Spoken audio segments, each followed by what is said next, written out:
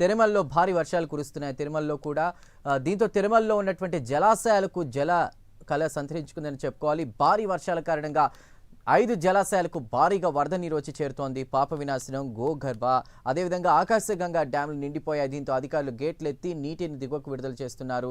ఇక తిరుమల గోగర్భ డ్యాం నుంచి మరింత సమాచారాన్ని మా ప్రతినిధి సునీల్ లైవ్లో అందిస్తారు. సునీల్, తిరుమలలో సైతం వర్షాలు పడుతున్నట్టు తెలుస్తోంది. భారీ వర్షాలు, మీ దగ్గర ఉన్న అప్డేట్స్ ఏంటి? రైట్ చదువు మొత్తం మీద ఏదైతే తిరుమలలో భారీ వర్షాలు కురుస్తున్న పరిస్థితి అయితే ఉందని చెప్పొచ్చు. గత 10 రోజుల నుంచి కురుస్తున్నటువంటి భారీ వర్షాల కారణంగా ఇప్పటికే తిరుమలలో ఉన్నటువంటి అన్ని జలాశయాలు, అంటే ప్రధాన జలాశయం ఉన్నటువంటి పాప వినాశనం డ్యాము, గోగర్భ డ్యాము, పూర్తిగా పసుపు ధార, ఏదైతే కుమారధార ఆ డ్యాములు, ఆ 4 డ్యాములు ప్రధానంగా పూర్తి స్థాయిలో నిండిపోయిన పరిస్థితి ఉంది.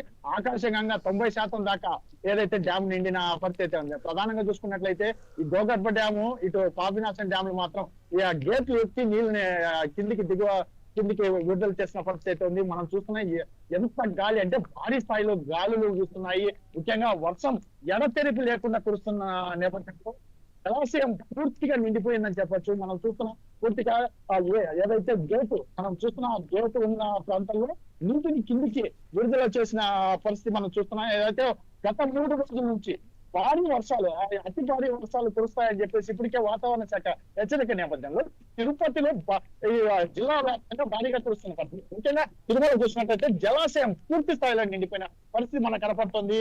మరోవైపు గాలులు చూసుకున్నట్టయితే 17 కాదు 20 కిలోమీటర్ల వేగంతో ఈ గాలులు వీస్తున్నాయని చెప్పేసి ఇక్కడ అధికారులు తెలుస్తున్నాయి. ఎందుకంటే ఇక్కడ భక్తులు, తిరుమలకి వచ్చేటువంటి భక్తులు ఆ పాప వినాశం రోడ్డు కి భక్తులు వెళ్ళకూడదని చెప్పేసి కూడా ప్రత్యేకంగా సూచిక బోర్డులు కూడా ఏర్పాటు చేసిన పరిస్థితి ఉంది. ఎందుకంటే ముఖ్యంగా తిరుమలకు వచ్చేటువంటి భక్తులు ఏదైతే స్వామివారి దర్శనానికి వెళ్లే ప్రాంతంలోనే తీవ్ర అవస్థలు పడుతున్న పరిస్థితి కనపడుతుంది. ఎందుకంటే ఈ వర్షం కారణంగా ఇటు క్యూ లైన్లలో కావచ్చు, ముఖ్యంగా ఏదైతే దర్శనం తర్వాత బయటకు వచ్చేటువంటి భక్తులు కూడా భారీ స్థాయిలో ఇబ్బంది పడుతున్న పరిస్థితి కనపడుతుంది. ముఖ్యంగా ఏదైతే తిరుమలలో జలాశయాలు ప్రధానంగా చూసుకున్నట్టయితే జలాశయాలకు సంబంధించి అన్ని జలాశయాలు భారీ స్థాయిలో నిండిపోయాయని చెప్పేసి ఇప్పటికే టీటీడీ తెలిపిన పరిస్థితి ఉంది. ఎందుకంటే మొన్న 3 రోజుల కిందటే ఏదైతే టీటీడీ తరఫున పూర్తిగా ఈ జలాశయాలకి పూర్తిగా ఏదైతే ఉన్నటువంటి ప్రాంతాల్లో గంగా ఆరతులు కూడా ఇచ్చిన పరిస్థితి ఉంది టీటీడీ. దీనికి సంబంధించి టీటీడీ కూడా మొదటి నుంచి చెప్తూ వస్తుంది భక్తులు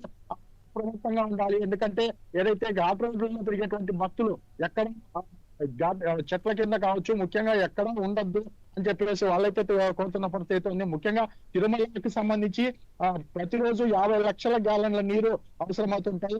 దానికి సంబంధించి తిరుపతిలో కళ్యాణ డ్యాం నుంచి కూడా 20 లక్షల గ్యాలన్ నీళ్లు తిరుమలకి వస్తుంటాయి. అంటే ప్రస్తుతానికి చూసుకున్నట్టయితే నీటి నిల్వ 250 రోజులు, అంటే 9 నెలల పాటు ఎటువంటి అంటే వర్షాలు పడకపోయినా ఇంకా పూర్తిగా భక్తులకి ఉపయోగపడేలా భారీగా నీరైతే చేరిన పరిస్థితి ఉంది. ముఖ్యంగా తిరుమలలో అన్ని 5 జలాశయాలకి భారీగా నీరు చేరుతుండడం, ముఖ్యంగా కొండ ప్రాంతాల్లో పడుతున్న వర్షాల వల్ల పూర్తిగా మొత్తం నీళ్ళన్నీ తిరుమలంతా నీళ్ళు విధంగా ఇక్కడ కనపడుతున్న పరిస్థితి ఉంది. మనం చూస్తున్నాం పూర్తిగా గోగర్భ డ్యామ్ చూస్తున్నాం. గోగర్భ డ్యామ్ గతంలో ఎప్పుడు ఇంత స్థాయిలో నీళ్లు రాలేదు, కానీ ఈసారి మాత్రం భారీ స్థాయిలో వచ్చింది.